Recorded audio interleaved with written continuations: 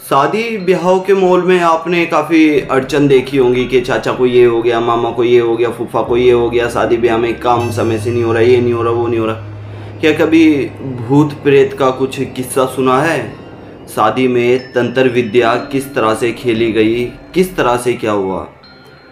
अनमोल और अक्षिता दोनों आपस में प्यार काफ़ी करते थे, एक दूसरे से लगाव काफ़ी था।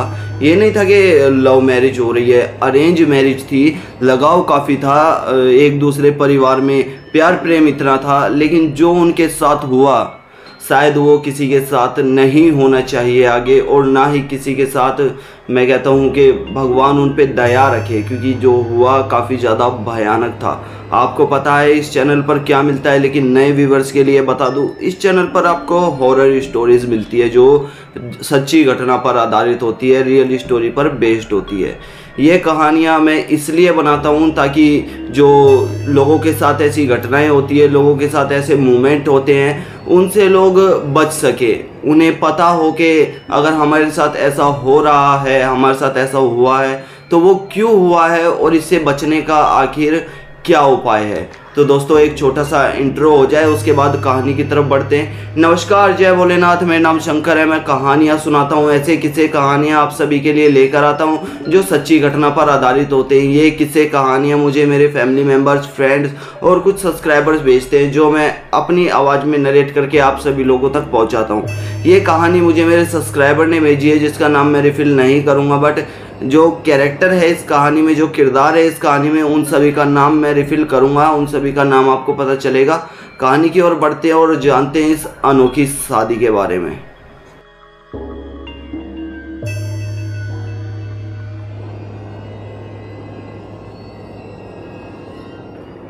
अक्षिता और अनमोल की अरेंज मैरिज थी, जो एक दूसरे परिवार ने एक दूसरे को पसंद करके इनकी शादी को तय किया था।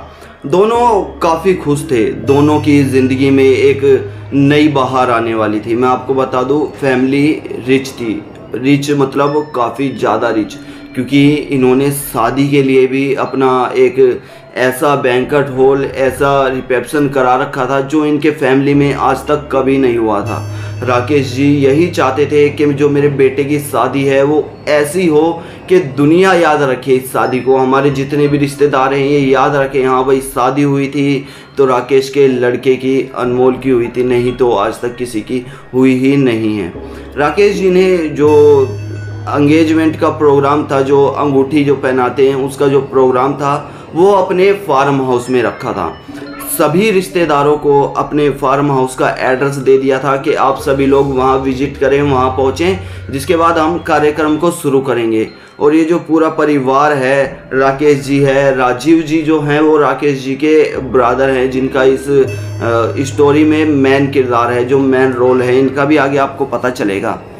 अनमोल को और जो अक्षिता के रिश्तेदार हैं जितने भी, उनको भी अपने ही बैंक्वेट हॉल का, अपने ही फार्म हाउस का एड्रेस दे रखा था कि आप लोग यहीं पहुंचिएगा, क्योंकि जो एंगेजमेंट का प्रोग्राम है वो हम पूरा अफोर्ड करेंगे, जो भी है हम करेंगे अपने फार्म हाउस पे। तो सभी वहाँ पर जो मेन फैमिली मेम्बर्स थे वो एक हफ्ते पहले ही पहुँच गए थे। खूब धूमधाम से शादी की तैयारियाँ चल रही थी। शादी के कुछ समय पहले से ही हल्दी की रस्म और काफ़ी सारी रस्में पूरी की जा रही थी, काफ़ी सारे रिवाज पूरे किए जा रहे थे।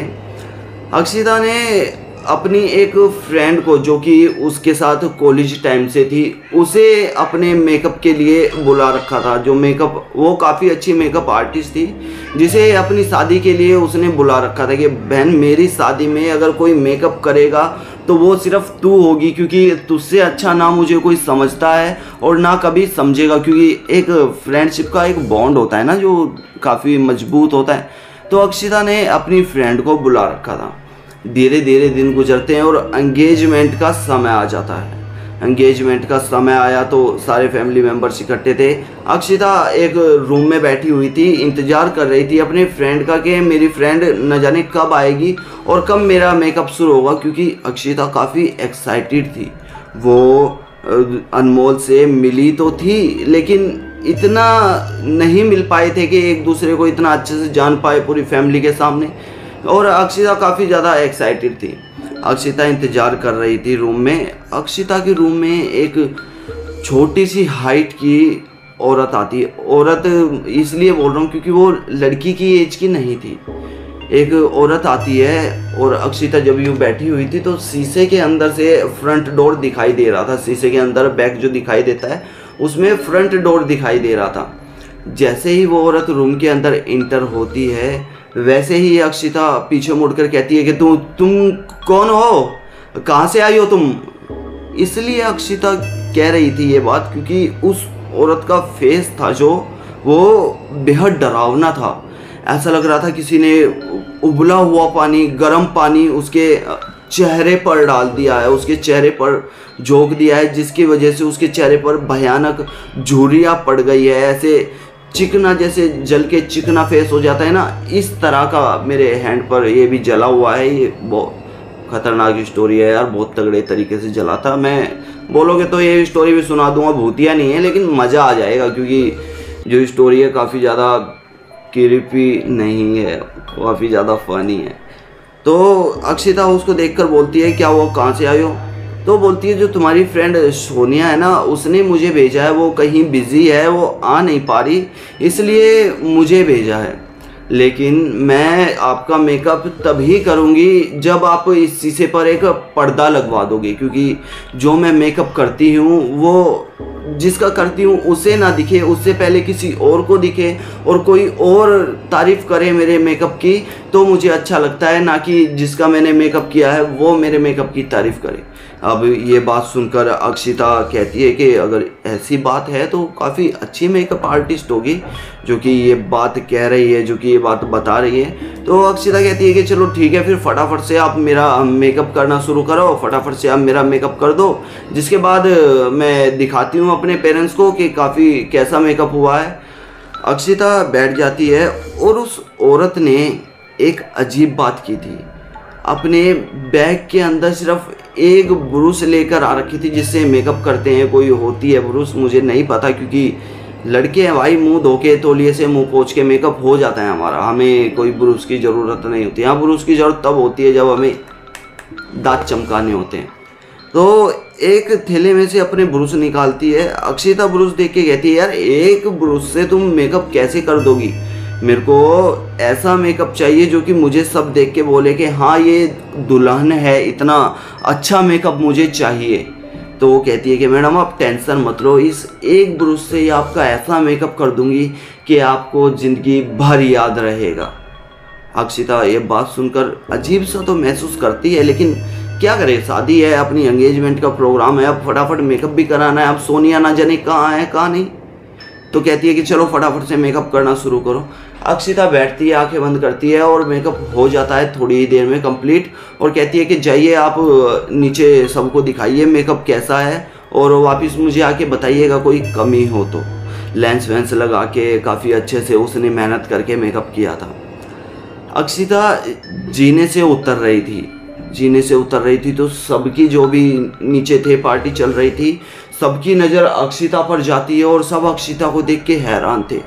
अक्षिता के मन में ये चल रहा था कि शायद मेरा मेकअप इतना अच्छा हुआ है, मैं इतनी सुंदर दिखाई दे रही हूँ, जो कि सब लोग मुझे ही देख रहे हैं, सब लोगों का ध्यान मुझ पे ही है। अक्षिता नीचे आती है, जो राकेश जी थे, जो अनमोल के पिताजी थे, उनके पास आके खड़ी होती है और कहती है कि पापा जी अब बताइए कैसी लग रही हूँ मैं। राकेश जी कहते हैं ये क्या करवा लिया है तुमने, ये तुम्हारा चेहरा कैसा लग रहा है, जाओ फटाफट से इसे धो के आओ और मेकअप आर्टिस्ट को बोलो तुम्हारा फटाफट से मेकअप करे। अक्षिता ये बात सुनकर हैरान रह जाती है कि आखिर मेरे फेस पे ये क्या कर दिया है उसने। अक्षिता जब आईने के सामने जाती है तो अक्षिता की आंखें फटी की फटी रह जाती हैं। अक्षिता हैरान रह जाती है जो उस मेकअप आर्टिस्ट ने उसके फेस पर किया था। आखिर क्यों उस मेकअप आर्टिस्ट ने ऐसा किया था और अक्षिता के फेस पर ऐसा क्या था जिसे देखकर अक्षिता इतनी हैरान थी और पार्टी में सभी अक्षिता को देखकर डर गए थे। दोस्तों ये जानेंगे नेक्स्ट पार्ट में। गाली मत देना, गाली दोगे तो फिर देख लेना, बोलोगे नेक्स्ट पार्ट ले आता है, पूरी कहानी नहीं सुनाते एक ही पार्ट में। टाइम है सुनने का, पूरी सुन पाओगे? नहीं ना, तो नेक्स्ट पार्ट में आओ फटाफट से, आज सुनो या कल सुनो, क्योंकि कहानी कल सुबह ही आएगी। तो फटाफट से चैनल को सब्सक्राइब कर लो, बेल आइकन को प्रेस कर लो, ताकि कोई भी अपडेट वीडियो मिस ना हो पाए। मिस हो गई तो भाई जान नहीं पाओगे अक्षिता के चेहरे पे आखिर ऐसा क्या कर दिया था उस मेकअप आर्टिस्ट ने। नमस्कार, जय भोलेनाथ। मेरा नाम शंकर है। मैं कहानियाँ सुनाता हूँ, रियल स्टोरी पे आधारित कहानी आप सभी के लिए लेकर आता हूँ। आपके पास कोई स्टोरी है तो आप हमें भेज सकते हैं, क्योंकि हो सकता है कि नेक्स्ट स्टोरी आपके अकॉर्डिंग बन रही हो। नमस्कार, जय भोलेनाथ। मिलते हैं नेक्स्ट वीडियो में।